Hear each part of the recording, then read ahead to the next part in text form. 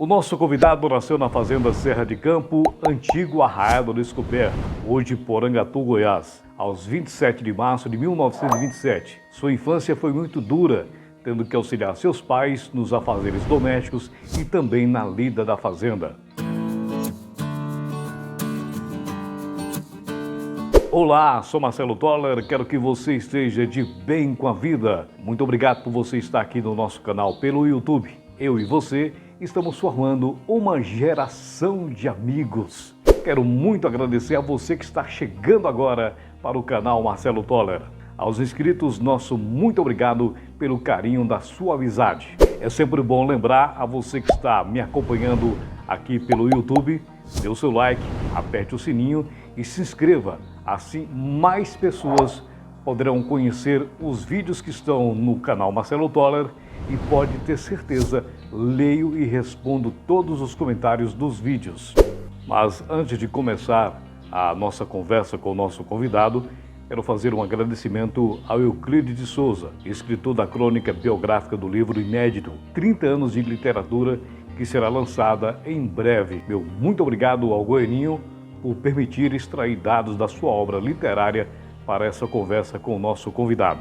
E é com muita honra e alegria que o canal Marcelo Toller passa a conversar agora com o filho ilustre da terra de Angatu, João Gonçalves dos Reis. Bem-vindo, João Gonçalves dos Reis, ao nosso canal no YouTube.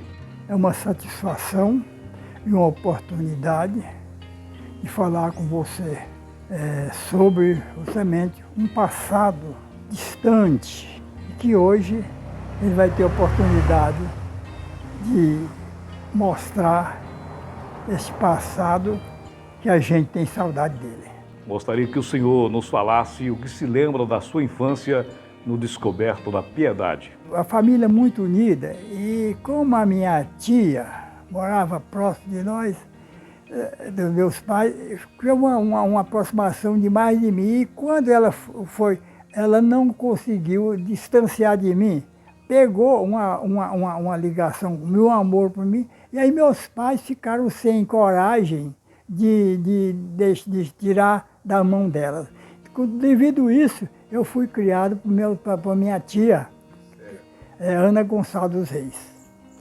E aí vim para a cidade, aí lá com os 8 anos, saindo da cidade, vim para a cidade, ali levei uma vida de criança brincando na Praça da Matriz, com aqueles colegas, Nelito Fagundes Furtado, Manel Quixabeira, Odilon Gonçalves dos Reis, João Batista Gonçalves dos Reis, José Gonçalves dos Reis, Isaías, e uma parte de Delfino e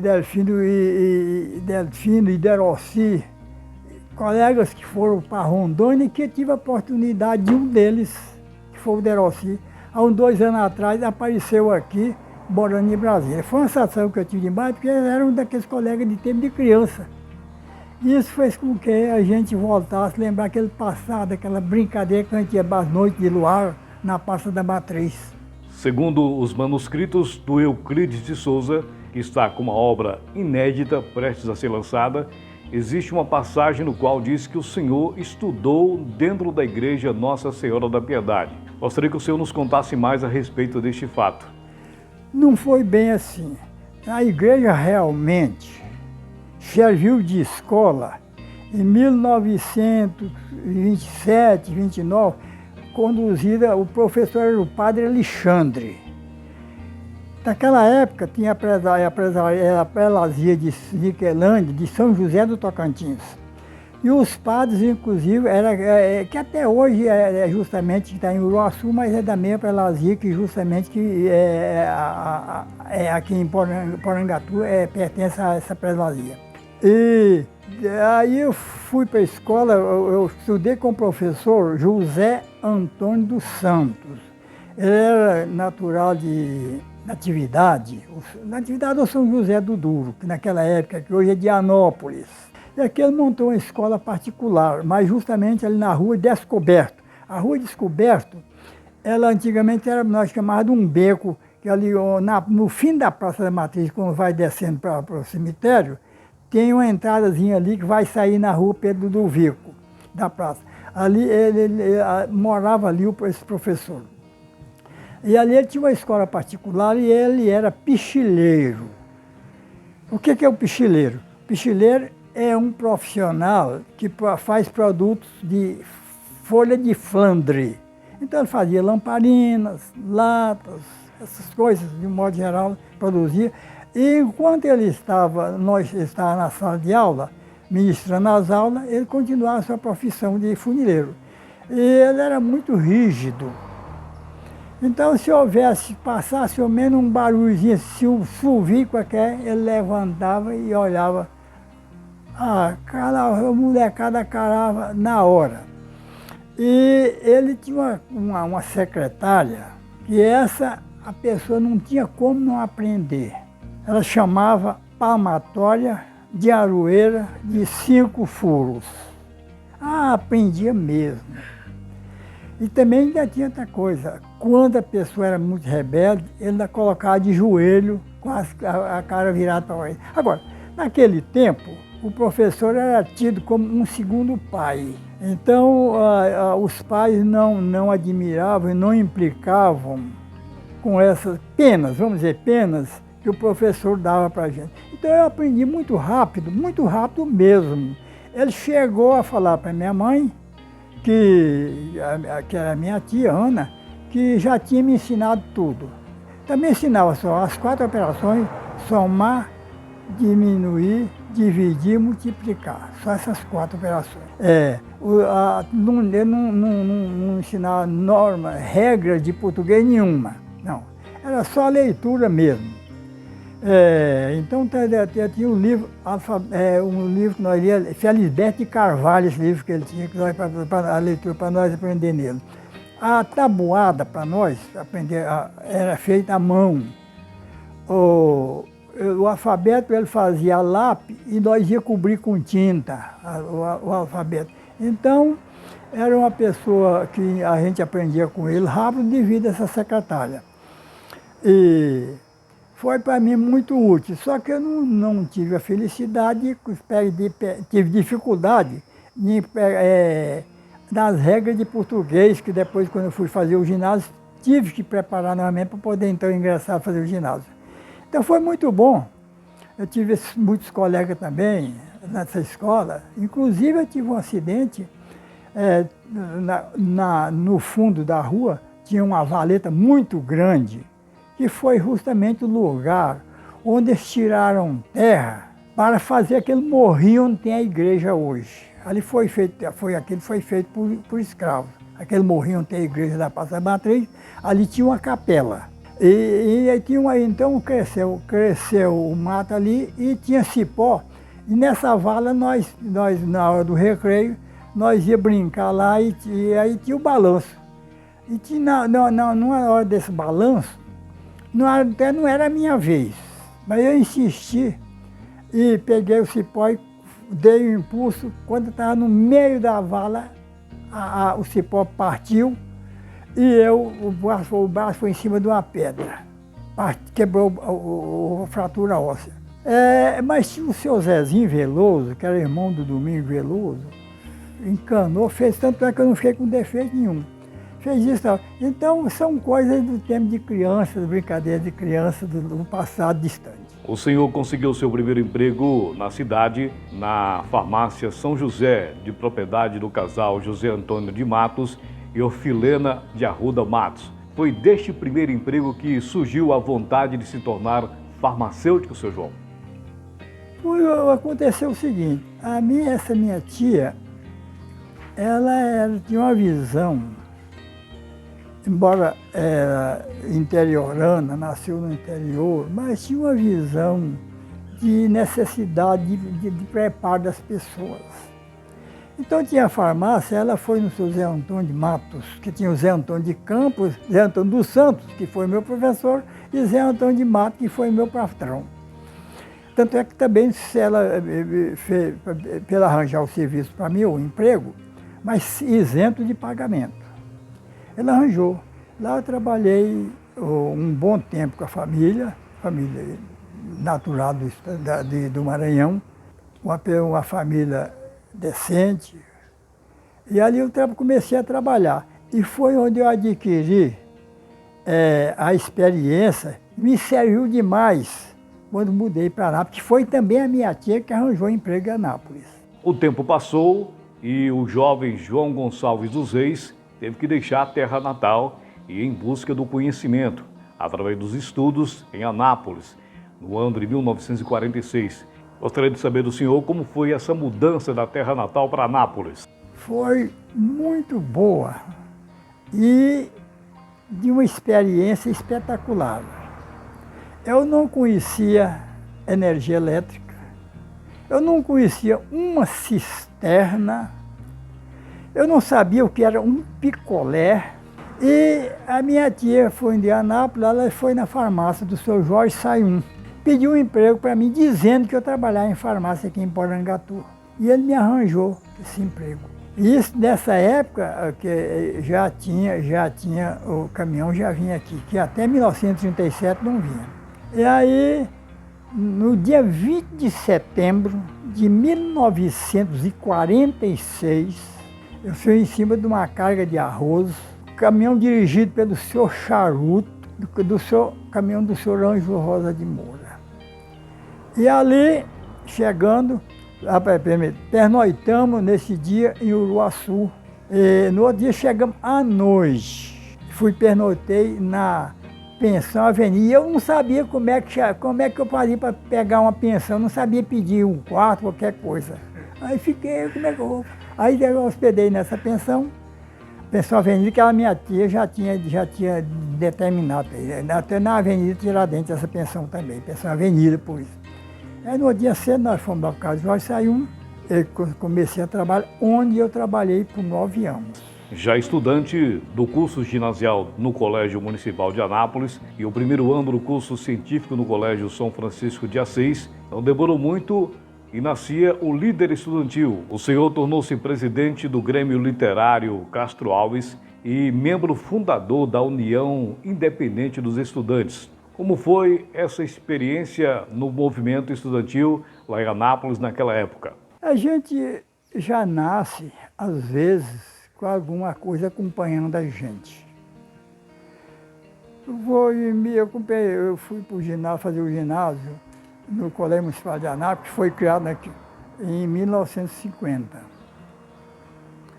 E ali tinha um grupo de colegas, o Euripe Celestino e outros que a gente vai ideia da cabeça, mas eu lembro muito bem do Euripe Celestino, que estudava mais nós.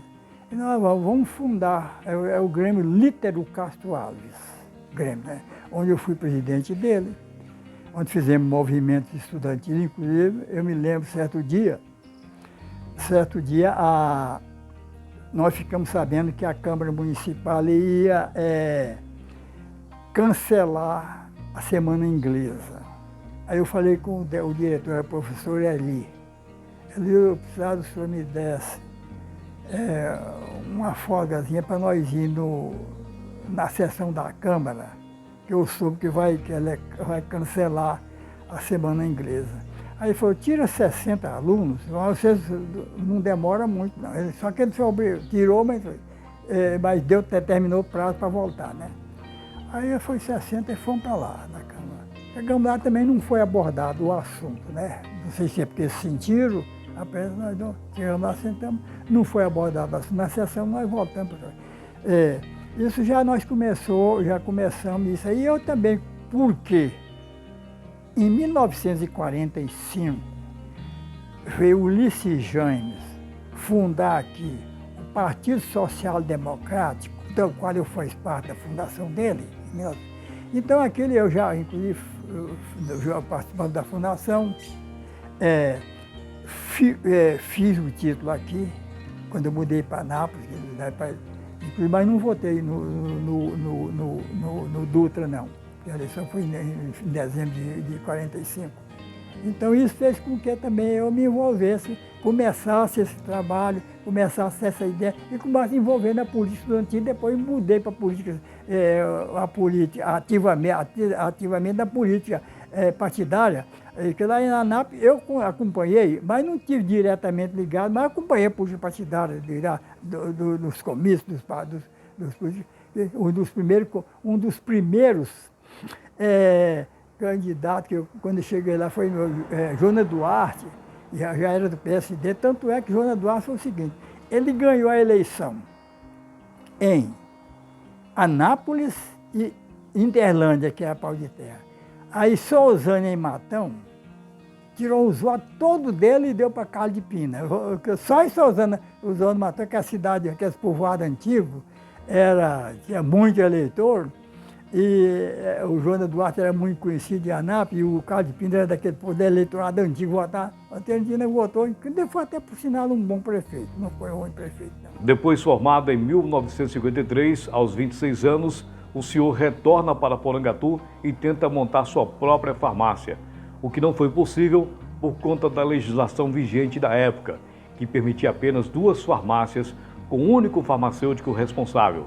Como foi retornar para a terra natal e ter que viver essa realidade, seu João? É uma coisa interessante. Em 1949, que eu fui sair daqui em 46, né? Em 1949 eu voltei a Porangatu. Já namorava com a Edeltes. Aí eles convidaram, vamos, o povo daqui, vamos fazer a farmácia, botar a farmácia aqui. Não, vamos. Não, mãe, vamos. Aí eu falei, eu vou conversar com a namorada. Se ela vier, inclusive eu interrompi, que eu já tinha matriculado no segundo científico já. Cheguei lá e falei com ela, falei, não, vamos em qualquer lugar, nós vamos. Qualquer lugar nós vamos. Aí então resolvi abrir a farmácia aqui. E de conta cheguei, inclusive comprei medicamentos e trouxe. Quando cheguei, quem era prefeito era meu avô, Eusébio Torto. Ele era filho do meu bisavô, Eusébio Martins da Cunha. Aí tinha uma autorização me proibindo de abrir farmácia, porque já tinha 2 farmácias, a do Domingos Santana e a do José Antônio de Matos. E naquele tempo só podia, eu também não era formado em farmácia, os outros também não eram. Então só podia ter 2 pessoas com licença, não formado, e licença que a administração fornecia licença. Então não podia fornecer licença para mim. E o Domingos Santana foi lá em Goiânia e na Secretaria de Saúde conseguiu essa proibição. Então foi um ano muito difícil para mim, de 46, difícil demais. Corria. E eu cheguei inclusive a encontrar uma pessoa que falou, não, eu te vendo um diploma. Eu falei, não, mas eu não posso comprar um diploma porque eu não sou formado. Mas o que tem? Eu falei, mas não, isso não dá para me comprar o diploma, mas eu não quis. Então eu cortei o ano todo correndo, tentando arranjar um farmacêutico justamente para... Tem certas passagens que a gente não entende ela. Essa eu vou contar, mas são coisas que a gente não sabe.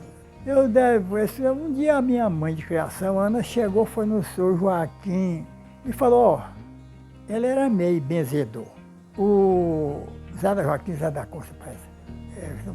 O meu filho está aí assim, e ele está com a veia aí e não está conseguindo. Não achava todo jeito para curar, não tinha jeito de abrir. Ela falou, manda ele vir aqui. E eu fui. Cheguei lá, ele olhou, o senhor está com a vida amarrada esse ano. Bom, isso é o que aconteceu comigo. Mas sentou e falou, o ano que entra, no próximo ano, sua vida vai modificar. Isso já não lembro, já era depois do meio ano, para frente já tá. Mas eu continuava, do remédio que eu tinha, eu continuei vendendo, quer dizer, errado, mas continuei vendendo por também com família. E eu cheguei com uma coisa interessante, que eu vim mudar, trabalhava em Anápolis, um comércio diferente. Então a pessoa torna-se um comerciante diferente, embora, vamos dizer, moderno, porque a diferença daquilo. Então aquilo serviu porque eu sabia atender o atendimento. Então começou a chegar muita gente e a vender mesmo contra a proibição. Então, ele falou, o ano que vem o senhor vai mudar. Quando foi dia 1º de janeiro, chegou na minha porta o senhor Edgar Barroso para dar o nome para a farmácia para mim. Coincidência ou não, isso aconteceu dessa maneira. E aí abri a farmácia e foi uma coisa que eu, devido à minha maneira de viver, a minha esposa ajudar, nós então deslanchamos. Eu comprava 6 a 10 sacos de arroz na palha, eu vendia, dava malária. Tanto que eu teve um ano que eu cheguei a vender quase 30 mil comprimidos de Camoquim, Aralém, Resorquina e Corguanida. Corguanida é pouco, mas Aralém, Resorquina e Camoquim. Camoquim é o seguinte, 3 comprimidos eliminavam a crise da malária. Vendia para pagar na colheita. Todo mundo pagava. Meieiro, arrendista, eles vendiam, eles lotavam o caminhão, colhiam, pagavam a renda do que fosse de meieiro, coisa arrendista, pagavam as dívidas. O que sobrava, eles colocavam no caminhão, enchiam o caminhão, vendiam, saíam pagando as contas. Tinha deles que compravam o abastecimento para casa, tinha deles que ainda ficavam, mandavam os outros para entregar na casa, ficavam para beber as pinguinhas, ia de táxi para casa. E que tempo. E ninguém dava prejuízo. Outra coisa, inclusive naquele tempo, era raro uma pessoa perder uma lavoura com o sol. Perdia com chuva, porque o arroz chegou o tempo, tem que colher. Tinha uns que era por causa outros era por causa das enchentes, que os córregos enchiam mesmo. Eu tenho uma fazenda aqui na fazenda no Vilho, que o córrego enchia, lavava as vagens todas, hoje praticamente só fica na caixa. E hoje os córregos são tudo assoreados. Então aquilo foi um tempão que a gente tem saudade. O senhor, com espírito empreendedor e visionário, quando inaugurou o Hospital São José, montou uma farmácia em sociedade com seu irmão Matias Gonçalves dos Reis, próximo ao Hospital São José. É daí que surge o carinhoso nome Joãozinho da Farmácia? Não. Eu tive com essa farmácia, aí eu instalei ela ali na descida do Morro da Favela. Até está um local lá onde eu estou juntando peças para montar um museu rural. Aí tive a farmácia. Quando foi construído o Hospital Nossa Senhora da Piedade pelo doutor Roberto, doutora Olga Sokoloff e o doutor Viscondino, bem ali onde a casa que era do Gotti, que hoje é daquele outro médico. Bem ali tem um hospital. E eu então comprei eu comprei um lote onde está em frente hoje, em frente ao Posto de Saúde. Eu comprei um lote, construí a casa ali por causa justamente, e pus a farmácia ali, justamente em função disso. E quando o doutor José Mário de Freitas, porque foi ele que foi o idealizador da construção, foi uma sociedade que teve com Gotti, Zé da Silva, Hilton Monteiro, Chico Borges, ele foi, eu montei a farmácia justamente encostado por sociedade combativa. Eu vou dizer por que eu sempre coloquei farmácia perto de hospital. Eu tinha uma prima que chama Ana Vieira da Costa, e eu fui levar ela um dia em Séries.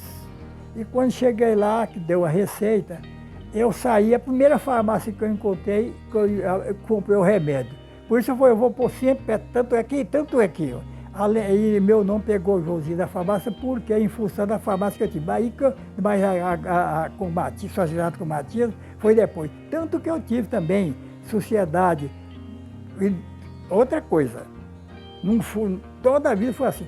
Eu aí o meu que trabalhou comigo, meu sobrinho Eliésio Gonçalves Pereira, pus uma farmácia em sociedade com ele em Mara Rosa. Tive um outro sobrinho e afilhado, José Gonçalves, José Pereira da Silva. Montei a farmácia com sociedade com ele em Formoso. Na hora que eu ouvi que eles tinham condição de me pagar, eu falei, olha, vamos deixar para você ser dono do que é seu. Eles me passaram a minha parte, o Matias passou a parte, ficou sendo dono, o Elias me passou a parte, ficou sendo dono, e o Zé Dinho me passou, ficou sendo dono. Nunca que eu fui dono com eles. Fui dono com eles até eles terem a condição de sobreviver com as pernas deles. Geralmente, nunca tive usura na vida. Porque o dia que ele morrer, não vai pôr nada no caixão. E se puser, não serve para nada também. Em 1955, o senhor casou-se com Edeldes Gomides, de uma tradicional família napolina. O senhor se lembra do primeiro olhar, o que fez se apaixonar, namorar, casar e ter uma família exemplar em Porangatu? Edeldes, a minha esposa, é uma joia que eu tenho em casa. É uma joia mesmo. Não, aconteceu o seguinte, como eu trabalho nessa farmácia, e o senhor Elpídio Gomides, que era meu sogro, era cliente. Então, as meninas, que é a Edeldes, a Elci, a Elza, a Euster, não, já era casada, é a Edelves. Então iam comprar, às vezes, remédio da fábrica, que era um cliente da farmácia. E a certa vez eu a vi e começamos a conversar. É que são coisas que não entende como é que começa. Aquela coisa aí, então, é um negócio. Amor à primeira vista? Foi amor à primeira vista? Exatamente. Isso aí engracei a napolinazinha e aí... O senhor tem quantos netos e quantos bisnetos? Nós temos hoje 12 netos, 13 bisnetos e está chegando uma tetraneta, está na estrada. E agora vamos conversar a respeito da sua entrada na política. É verdade que o seu DNA vem do bisavô paterno, Jesuíno Gonçalves dos Reis, que era líder político-social e que contribuiu para os primórdios do Descoberto da Piedade. A minha vida política começou, como eu disse, em 1945, com a fundação do Partido Social Democrata. Tanto é, Toller, que eu, até hoje, na minha vivência, eu já participei, não foi eu que fundei, mas ajudei e participei da fundação de 17 clubes de serviço, entidades, então, nessa vida que eu tenho 17 já. São jornais temporários. Então, a minha vida eu desse tempo. E aí em Anápolis também na vida estudantil e depois acompanhando a política. Mas o grosso mesmo da minha vida política surgiu aqui mesmo. Então, os meus bisavós, que tinham o Antônio Martins da Cunha, mas no caso aí Jesuíno. O Jesuíno era um homem natural da cidade de Pitangui, em Minas Gerais. Ele tinha uma visão, ele era carpinteiro, ele tinha uma visão muito grande das coisas, muito grande mesmo. Ele chegou a ser quase ter 90% da fazenda Forquilha. Teve terra na fazenda Serra de Campo. E nesse caso ele foi quem construiu, porque o governo construía naquela época presídios, sempre à margem dos rios. Mas não era para prender, era para proteger a navegação fluvial, os fazendeiros de agricultura e os povoados. Tanto é que aqui em Porangatu, esse ele não teve envolvido com ele não. Aqui em Porangatu, em 1850 e pouco, o governo construiu o presídio de Santa Cruz. Já está daqui uns 50 quilômetros, mais ou menos, na estrada antiga que abre o peixe, na margem do Canabrava. E aí ele construiu em 1857, me parece, o presídio de Santa Cruz para o governo de Goiás. Ele foi inspetor escolar em Amaro Leite, subdelegado de polícia em Amaro Leite. Ele foi aqui delegado escolar, que inclusive ele deu posse ao primeiro professor público de Porangatu, Hermenegildo de Campos Vanderlei, em 5 de junho de 1891. Ele era delegado escolar. Ele foi construir um pontilhão no Santa Teresa. Ele construiu aqui no Rio do Ouro uma ponte, até foi por R$400 mil. Essa ponte ele recebeu R$200 mil e depois mais 200. Ela, inclusive, ela estava localizada mais ou menos onde é a ponte hoje, com diferença pequena, onde é a ponte hoje, onde é a ponte atual da rodovia Belém-Brasília. Ele foi mesário de eleição aqui em Porangatu. Então foi uma pessoa que deixou um legado para a gente, que não envergonha a família. E esse legado a família seguiu, da visão ampla que ele tinha das coisas. Então são pessoas que a gente tem uma raiz da missão que eles prestaram, do trabalho que eles prestaram na região. Isso fez com que também a gente tenha uma família hoje que a gente... E outra coisa, e nós não temos usura e nós vimos na época certa que nós tínhamos que deixar a política, não de participar ajudando, mas que deixar que o povo já achava que nós não era mais, nós deixamos na hora certa. A família deixou, eu fui prefeito 2 vezes, vice-prefeito 1 vez, o Carlos foi deputado, mas quando nós perdemos a eleição, nós vimos o povo não nos quer mais. Agora, mas não é por isso que nós vamos abandonar, não. Nós vamos continuar na luta. Tanto é que eu sou um indivíduo, eu não pulo da canoa, em qualquer que seja as cachoeiras. Nunca pulei. O senhor foi vice-prefeito entre 66 e 1970 e depois prefeito de Porangatu por 2 vezes. Nos conte como foi estar na política e ser prefeito no período da ditadura militar no Brasil. Nós fizemos uma campanha com companheirismo, campanha sem gastar. Tanto é que um dia chegou aqui Quante de Oliveira, o aeroporto era bem ali. Quante de Oliveira era ministro não sei de quê. Hein? Das comunicações. Era. E o governo do estado Otávio Lage. E eu corri para lá. Fiquei sabendo, o Otávio, como é que você foi? Nós temos meus fontes. Ele falou, o Otávio falou, esse foi o prefeito que menos gastou em Goiás. O quase não gastou em Goiás. Gastei, foi uma campanha muito boa. No começo da Revolução. Ainda era no começo ainda. Eu lembro a ocasião, Bonópolis quase, eu desci para aí, peguei um caminhão, peguei uns companheiros aqui, fomos para Bonópolis, Cruzeiro Conepa, fomos para Bonópolis. Lá tinha 6 moradores, 6. Pedro Buarque de Holanda, Teodorinho, Cearense, 6. Lá eu fui na casa do Mariano Cordeiro, um cara espetacular. O Mariano Cordeiro foi um dos grandes companheiros que nós tivemos na vida. Chegamos e falei, Cornélio, sou candidato a prefeito, estou aqui atrás do seu voto. Ao menos assim. Firmar, João. Aí quando chega o Anjo Rosa, ele era eleitor do Anjo Rosa. O Anjo Rosa ficou sabendo. Falou, Cornélio, eu soube que você vai votar no João Gonçalves. Ele passou lá em casa, e eu fui na roça e eu prometi para ele. Mas o Cornélio, você é companheiro, não é? Mas eu já acontece agora, Rosa. Esse é um compromisso que eu fiz. Mas uma coisa, eu te vendo até fiado, mas eu pago. Votou de mim. Quer dizer, então você vê o que eu era o homem daquele tempo. Então, desse jeito, eu fiz uma eleição desse jeito. Foi, vamos dizer, por que chama Grupelândia? Eu cheguei lá, tinha uns crentes, eu não lembro o nome dele, não tem farmácia, ele tem farmácia no Butunópolis. Ele e um outro irmão. Se você ganhar, você faz um grupo aqui, faço. E aí nós ganhamos a eleição.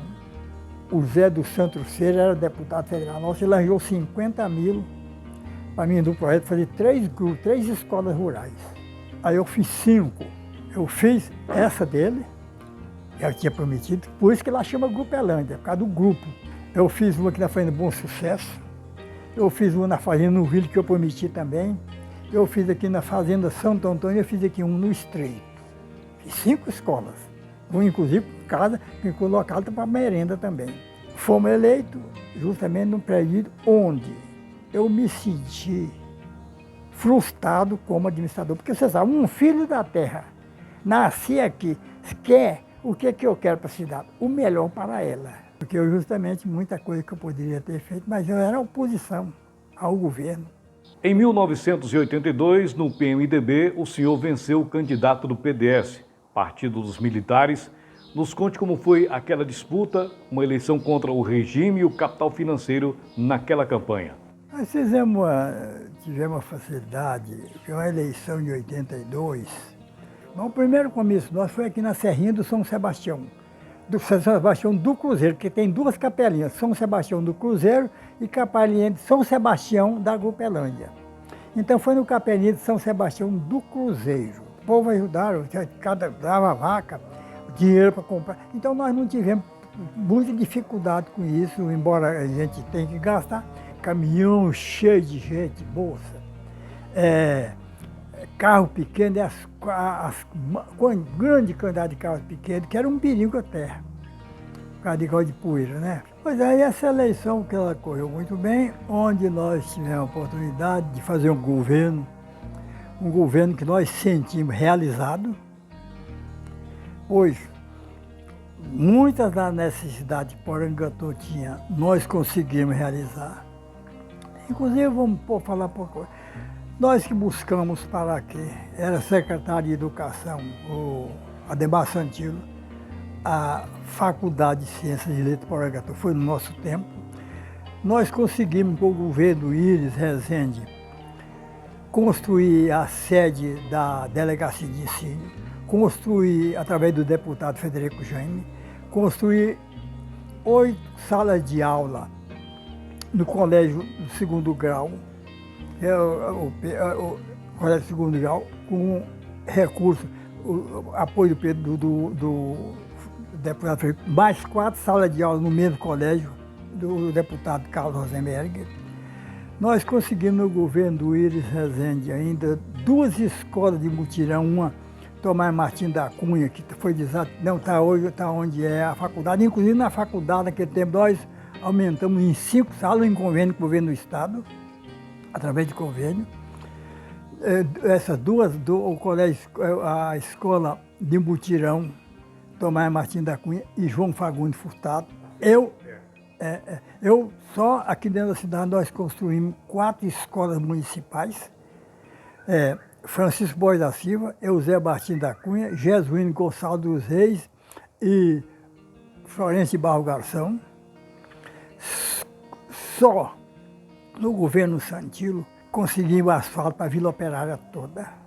Uma ponte no Santa Teresa que era feita de barco, passar de barco, inclusive eu consegui um barco em 70 com o Naftali, no Naftali Alves. Energia em 7 povoados. Tinha energia no povoado de Cruzeiro do Norte, tem Bonópolis, energia em Bonópolis, Capelinha do São Sebastião do Cruzeiro, Estreito, Barreiro, que é Vila Nova,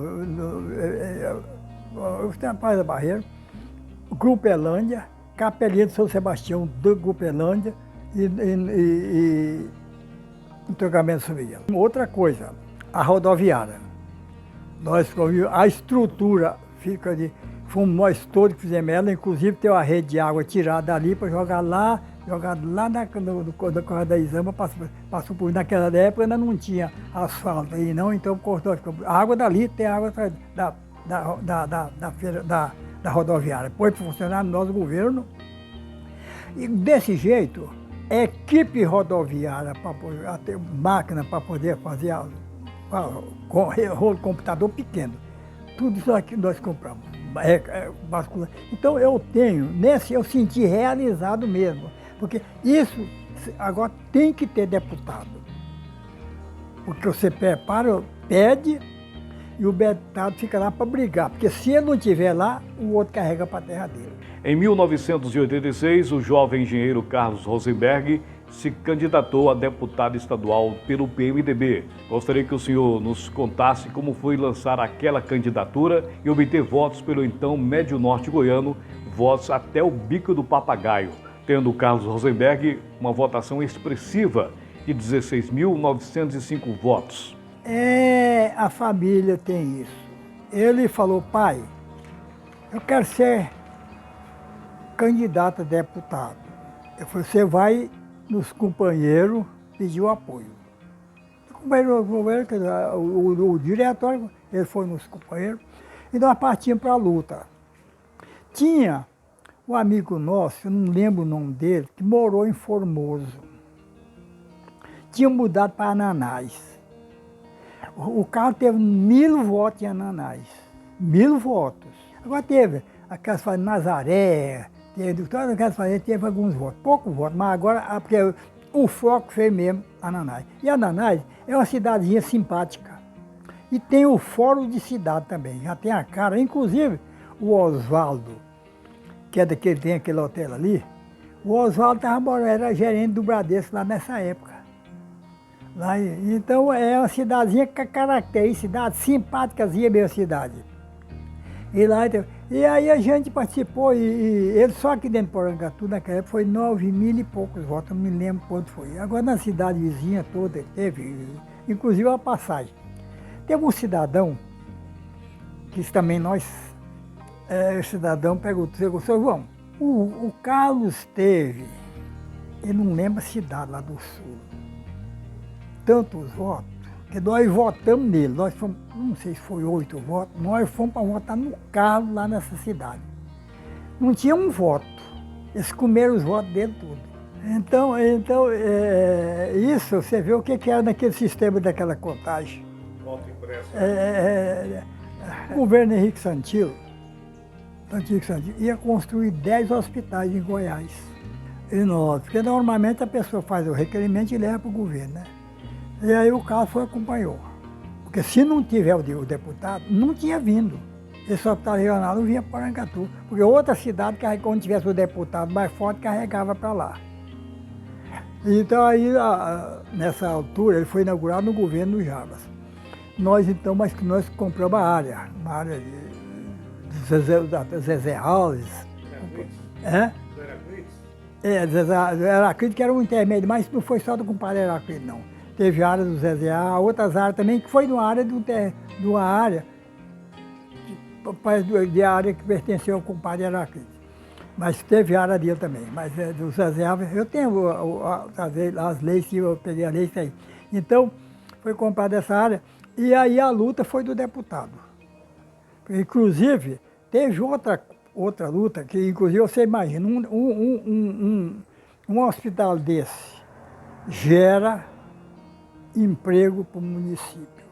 A luta também para vir o 3º batalhão, porque foi a emancipação do Estado, a divisão do Estado, o 5º batalhão de Gurupi tinha a primeira companhia independente em Uruaçu. Aqui tinha um pelotão. A tendência era dessa companhia ir para Uruaçu. Aí foi a luta. Agora, nós tínhamos uma certa força, uma certa amizade, porque eu fui contemporâneo no Colégio Municipal do Henrique Santillo. E o Carlos, então, pegou amizade com ele, e isto fez com que justamente tivesse alguma força. E aí, o Uruaçu, Luciavânia, inclusive, interessava que fosse para Uruaçu. O comandante de lá também, e aqui não tinha como o comando, tinha um negócio tinha que ter o comando para poder, não tinha. Aí o Henrique Santillo criou o negócio o batalhão para aqui, que é o 3º batalhão, e lá era o 5º batalhão de Gurupi. Então foi essa, hoje, o Toller, foi uma luta, não foi do deputado com o Henrique Santillo. E a importância não é só ter o batalhão da Polícia Militar em Porangatu. Vale lembrar que muitos dos nossos jovens daquela época resolveram ingressar na carreira militar e muitos deles estão até aposentando hoje. Gerou emprego e renda para o município. Exatamente. Eu ia ferir justamente sobre renda, exatamente. Você falou coisa certinho. Aquilo ia para o Uruaçu. Se não tivesse tido uma luta, tinha uma força lá atrás daquilo, que era a Luciavânia. Outra coisa, lá já tinha uma companhia independente, aqui tinha um pelotão, aqui não tinha um quadro onde tinha o comando preparado, a estrutura disso aí. Então, mas a luta foi isso aí, o Carlos conseguiu trazer, que hoje, você falou com essa aí, quantos empregos gerou aqui, quanto de dinheiro não circula na cidade, fica aqui presente toda semana, todo mês. Só no Cruzeiro do Norte eu construí uma escola de 4 salas, construí uma cadeia pública, fiz uma praça, instalei o ginásio, aquele sistema antigo, instalei um posto fiscal, instalei um telefone para o rural, que não foi local, não, eu instalei um telefone, pus um posto de saúde. No Bonópolis eu pus também, registrei a área, que dentro do IDAC, fui no registrar, a área foi registrada. Do Bonópolis também pusemos posto fiscal, lá já tinha posto de saúde, pusemos para funcionar. Aí nós fizemos ainda na Nova Vila, posto de saúde, ampliamos, levamos. Outra coisa eu não falei, na Nova Vila também foi energia elétrica no governo, que o Carlos registramos a área do Bonópolis, registramos no IDAC. E a área que o Hidalgo deixou, quando fez a divisão da terra, ele deixou as áreas já para Cruzeiro do Norte, para Bonópolis e para Nova Vila. Nós pegamos no Hidalgo, estão todas registradas no nosso governo, que cada um está registrado. Então, a banda de. Fora isso, até a ponte aqui do Santa Teresa também, que foi justamente do governo, o deputado que conseguiu com esse, ela tem uma ponte de 100 metros e um até de quase 600 metros. Isso aí é das poucas coisas que a gente fez. Então, esse batalhão, só no vizinho meu ali, onde eu tenho a chácara aqui, tem 1, 2, 3, 4, já tem aposentado, já tem tudo aí, que trabalha da zona rural, aqui do Cruzeiro do Norte. Essa região toda gerou muito emprego, mas o importante também, fora desemprego, é justamente o dinheiro que circula, os empregos que gerou aqui, direto e indireto. O senhor esteve sempre presente na vida da sociedade porangatuense. Nos fale a respeito da criação do Sindicato Rural de Porangatu, do Rotary Clube de Porangatu e a Associação dos Municípios do Norte Goiano. O Sindicato Rural de Porangatu foi uma ideia e na parte jurídica, praticamente foi toda conduzida pelo José Ferreira de Paiva. Ele é que organizou tudo, registrou, buscou tudo. Agora, nós participamos da fundação porque justamente foi a primeira diretoria, fomos nós que compramos dela. Eu não lembro quem são todos. Eu lembro que fui eu, Valdemar Lopes do Amaral Brito, Valdemar Ribeiro Paz, Luiz do Gotti, Hilton Monteiro, e Zé Paiva, que foi justamente o primeiro presidente. Então, foi uma ideia, foi do Zé Paiva essa ideia, Ferreira de Paiva. E, como eu disse, ele foi deu andamento no processo de organização. Agora, de fundação, nós participamos da fundação porque justamente fomos quem participamos da diretoria. E, com isto, em 1900, não estou lembrado bem, fizemos uma reunião.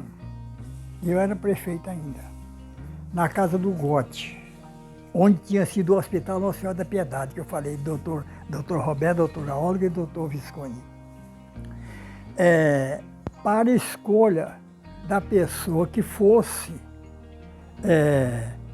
administrar justamente a primeira exposição que organizamos. Foi justamente escolhido o Gotti. Eu me lembro que naquela época, cada um tinha que dar R$200 para justamente a exposição. Foi até uma exposição muito bem organizada. Eu me lembro daquela época, eu comprei um terreno, mas 2 alqueires. A outra coisa, eu instalei também a garagem, que lá tudo foi eu que instalei. Comprei um terreno da dona Mãe do Riva, Rivadavia, justamente para poder fazer lá.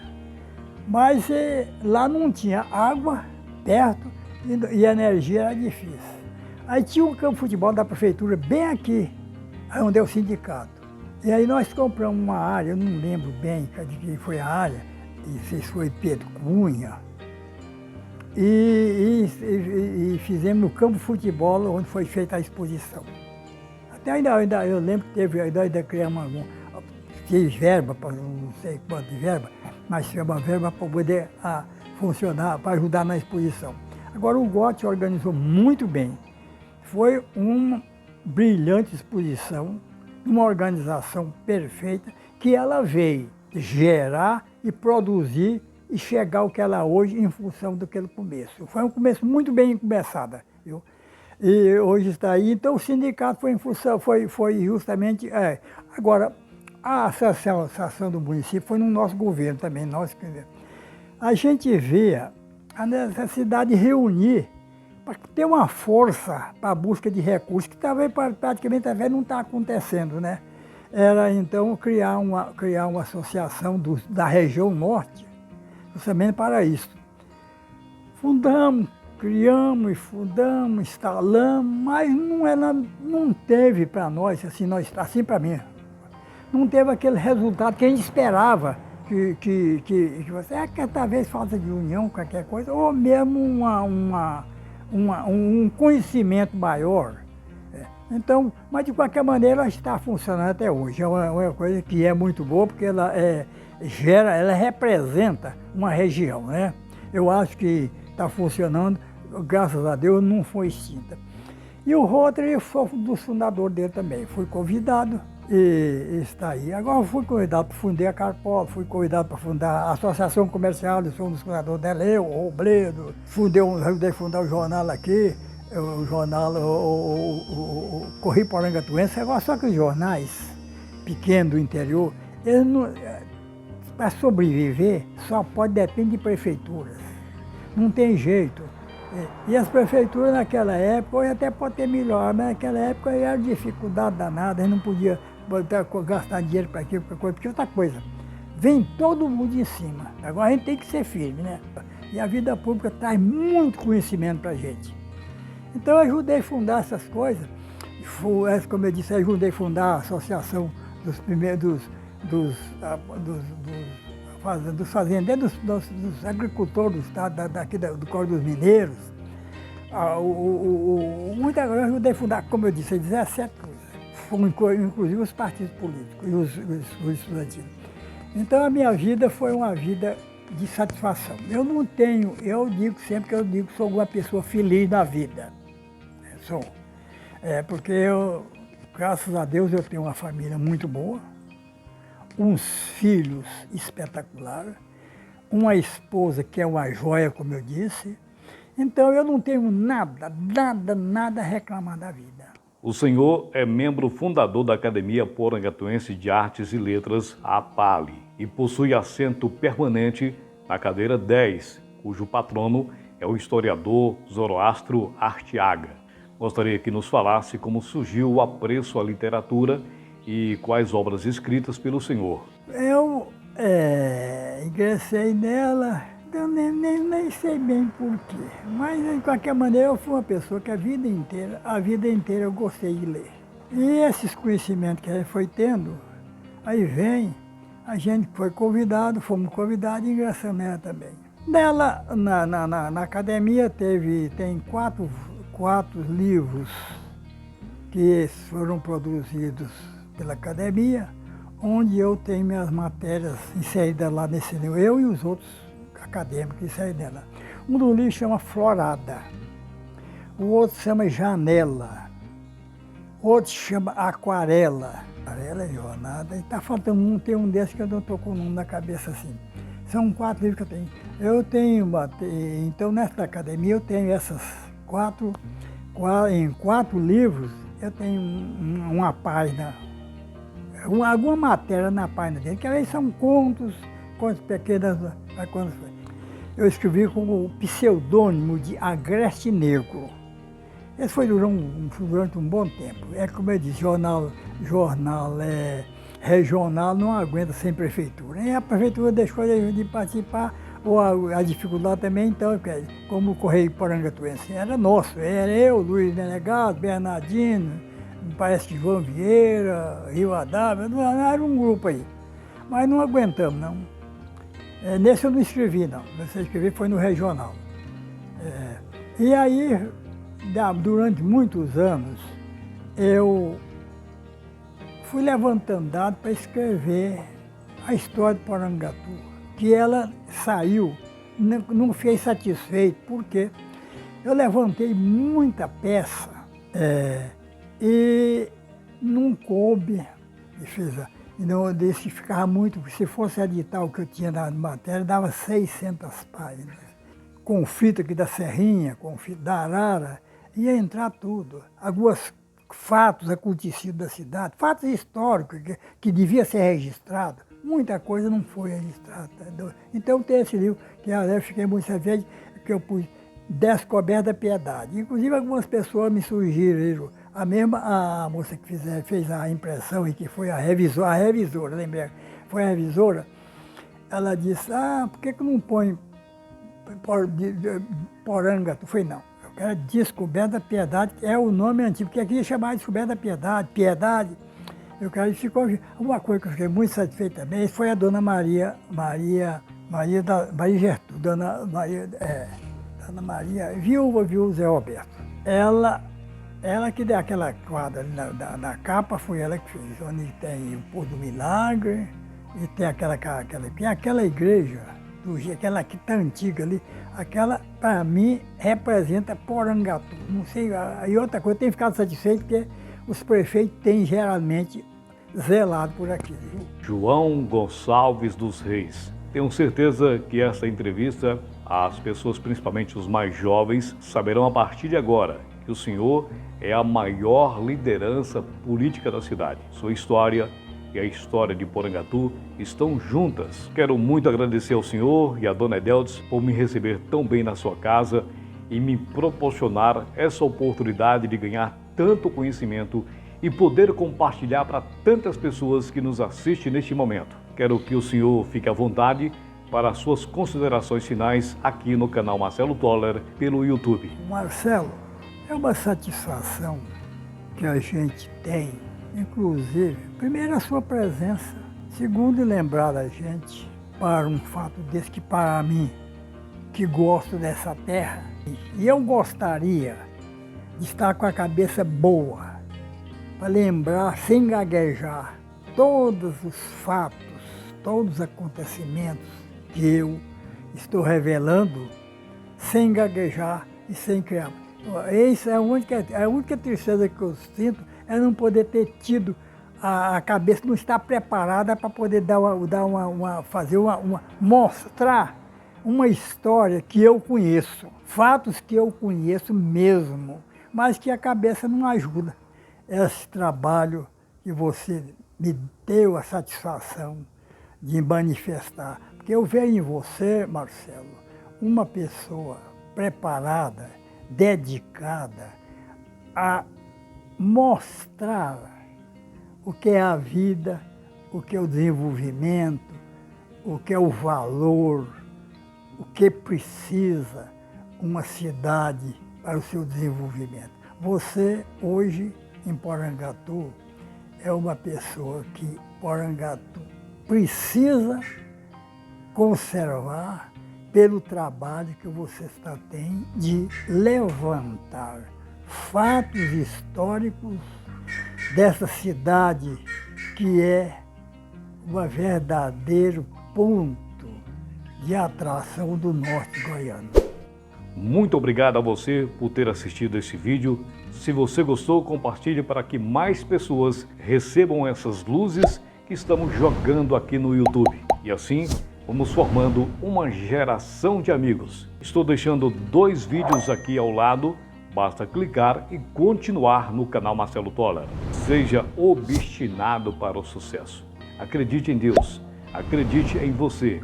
Um grande abraço e até o nosso próximo encontro. Não se esqueça, busque sempre ser uma pessoa melhor. A sociedade e o mundo precisam de você.